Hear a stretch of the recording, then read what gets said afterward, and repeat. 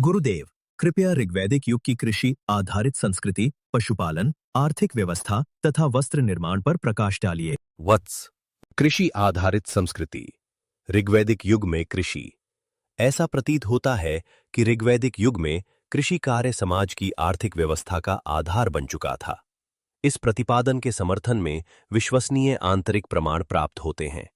इस चर्चा की शुरुआत क्षेत्रपति को समर्पित एक सूक्त 4/57 के उल्लेख से की जा सकती है। इस सूक्त में सर्वप्रथम क्षेत्रपति से प्रार्थना की गई है कि वे प्रचुर जल प्रदान करें। उस समय कृषि पूर्णतः वर्षा के जल पर ही निर्भर थी। यहां बलिवर्द अर्थात बैल का उल्लेख है, जो हल द्वारा भूमि जोतते थे।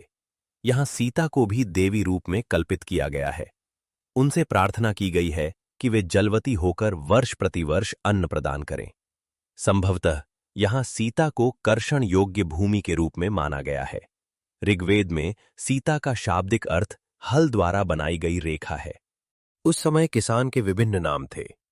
चाषी के अर्थ में कीनाश शब्द का प्रयोग मिलता है, 4/57.8।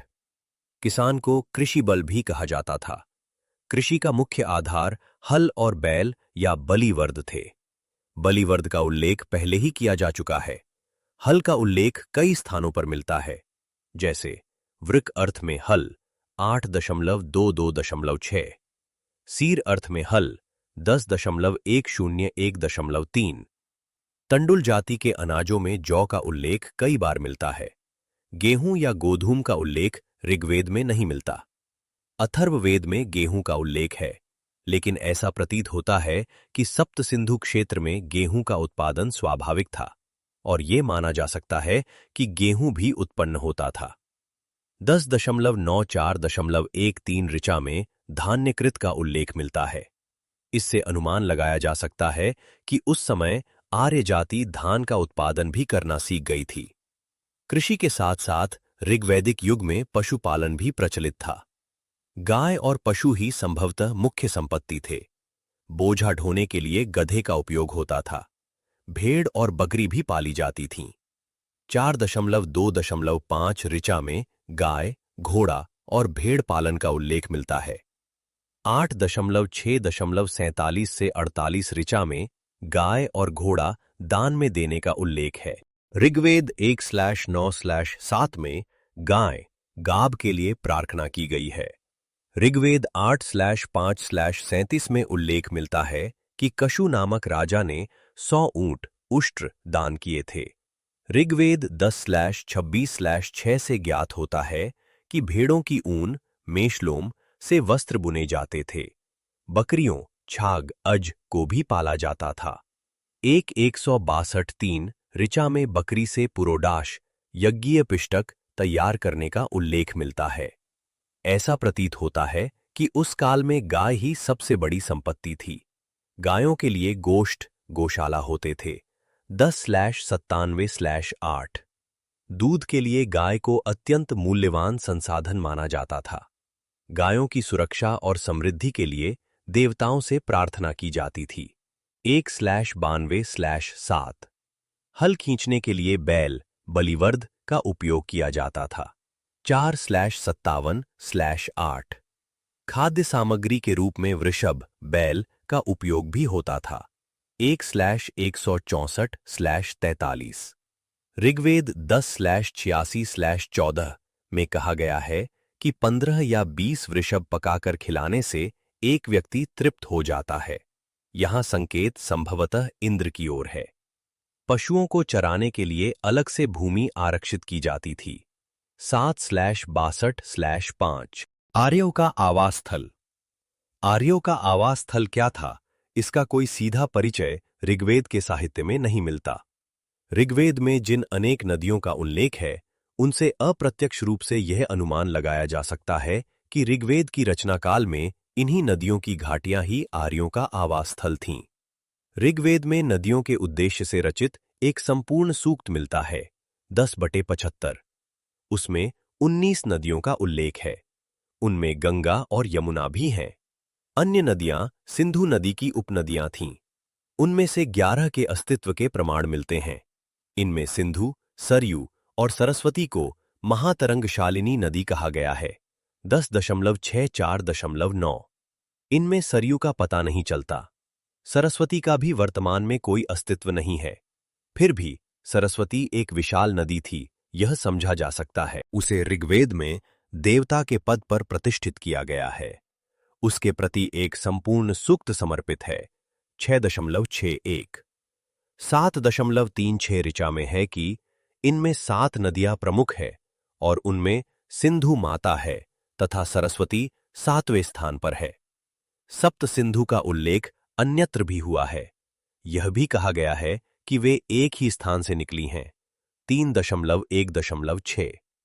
इन सब बातों से लगता है कि इनमें सिंधु प्रमुख नदी थी और अन्य 2 उसकी शाखा नदियां थीं। इनमें सरस्वती पूर्वी छोर पर स्थित थी, जो बहुत पहले लुप्त हो गईं। शेष सिंधु नदी सहित 6 नदियां आज भी विद्यमान हैं। 5 सिंधु की उपनदियां हैं। इन्हीं से मिलकर पंजाब बना है। वैदिक युग में इनके नाम पश्चिम से पूर्व की स्थिति के अनुसार थे। सिंधु, वितस्ता, अस्किनी, परुष्णी, शतुद्री और विपाशा। ऐसा प्रतीत होता है कि आरंभ में आर्यों की अपनी भूमि इसी सप्त सिंधु देश में थी। यह वर्तमान पश्चिम पाकिस्तान, पंजाब, हरियाणा के अतिरिक्त अफगानिस्तान के कुछ भागों तक विस्तृत थी। बाद में आर्यों ने और भी पूर्व में बस्तियां बसाईं, ऐसा लगता है। नदी सूक्त 10.75 में गंगा और यमुना की घाटियों में भी आर्यों की बस्तियों के विस्तार का अनुमान लगाया जा सकता है। आर्थिक व्यवस्था। ऋग्वेद के सूक्तों में इधर उधर बिखरे हुए जो तथ्य मिलते हैं, उन पर विचार करने से संदेह नहीं रहता कि उस समय आधुनिक युग में जिसे पूंजीवादी आर्थिक व्यवस्था कहा जाता है, वही विद्यमान थी। शासन के लिए राजा थे, इसका उल्लेख पहले ही किया जा चुका है। परिवार पितृसत्तात्मक था। उत्तराधिकार की प्रथा थी। पिता के पुत्र और पुत्री दोनों संतानें होने पर पुत्री को पैतृक धन नहीं मिलता था। उत्तराधिकार के रूप में पुत्र ही उसे प्राप्त करता था। अवश्य ही पुत्र संतान न होने पर पुत्री के पुत्र यानी दौहित्र को पौत्र के रूप में मान्यता दी जाती थी। 3.3.1.1। अतः संपत्ति पर किसी विशेष व्यक्ति का स्वत्व होता था और पीढ़ी दर पीढ़ी उत्तराधिकारी उसका उपभोग करते थे। समाज में जटिलता आने पर धनी भी होते हैं और निर्धन भी। धनी दान करता है, निर्धन दान ग्रहण करता है। चोर भी होते हैं, डाकू या तस्कर भी होते हैं। ऋग्वेद के युग में आर्थिक समानता को मान्यता नहीं मिली थी। यह दशम मंडल के 117वें सूक्त से भली भांति समझा जा सकता है। उसका विषय वस्तु, धन और अन्नदान की प्रशंसा है। उसका महत्व इतना अधिक है कि यहां उसकी थोड़ी विस्तृत चर्चा आवश्यक हो जाती है। उसमें कहा गया है कि दोनों हाथ आकार में समान होने पर भी उनकी शक्ति समान नहीं होती। एक ही माता की 2 गायें समान दूध नहीं देतीं। अतः गुण भेद के कारण भिन्नता होगी और उसी आधार पर अर्थबल का भेद भी आएगा। इस सूक्त में यह भी पाया जाता है कि राजा के अतिरिक्त प्रजा में भी अनेक श्रेणियों के धनी लोग थे। जो थोड़ा धनी था, वह जो अधिक धनी था उसका सम्मान करता था। इस प्रकार धन के आधार पर आगे पीछे श्रेणी भेद था। किंतु इस सूक्त में दरिद्रता से पीड़ित व्यक्ति को भी दान करने के लिए प्रोत्साहित किया गया है। अवश्य ही राजा लोग बहुत दान करते थे। 8.5.37, 8.68.15 इत्यादि। परंतु इस सूक्त में सामान्य मनुष्य को ही दान करने के लिए प्रोत्साहित किया गया है। दाता का धन कम नहीं होता, अदाता को किसी की सहानुभूति नहीं मिलती। याचक को अवश्य धन दान करना चाहिए, उससे यज्ञ का फल प्राप्त होता है। दूसरी ओर हम देखते हैं कि दान मांगना या जीवन निर्वाह के लिए दूसरे पर निर्भर रहने में उस समय के लोगों को संकोच होता था। इस संदर्भ में द्वितीय मंडल के 28वें सूक्त का उल्लेख किया जा सकता है। उसमें वरुण से अनेक प्रार्थनाएं की गई हैं। वहां प्रार्थना की गई है कि यजमान को धन का अभाव न हो, उसके पूर्वजों का ऋण और स्वयं का किया हुआ ऋण चुका दिया जाए, उसे दूसरे के अर्जित धन का उपभोग न करना पड़े। आगे कहा गया है कि दरिद्र ज्ञाति को धनशाली व्यक्ति के द्वार पर न जाना पड़े। प्रतीत होता है कि उस समय के लोगों में आत्मसम्मान की भावना काफी थी, इसलिए आर्थिक स्वतंत्रता विशेष रूप से वांछनीय वस्तु थी। वस्त्र। ऋग्वेद के युग में वस्त्र बुनाई होती थी। षष्ठ मंडल के 9वें सूक्त में कहा गया है कि ताने और बाने से वस्त्र बुने जाते थे। यह भी कहा गया है कि अग्नि इस विद्या में पारंगत था।